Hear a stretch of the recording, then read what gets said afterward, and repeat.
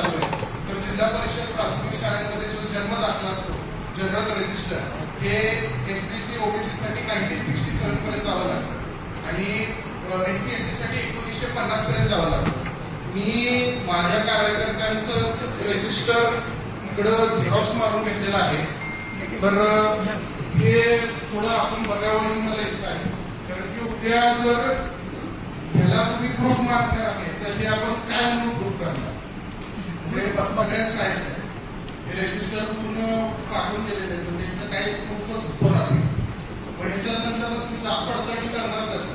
आणि आता इतकं सिरियस होत चाललेलं आहे, तर ह्या संदर्भात स्कॅनिंग एजन्सी जसं युनिव्हर्सिटीमध्ये वगैरे असते हे डिजिटल करण्याची सगळ्या सभागृहाला विनंती करतो, कारण की याची खूपच अडचण होत चाललेली आहे.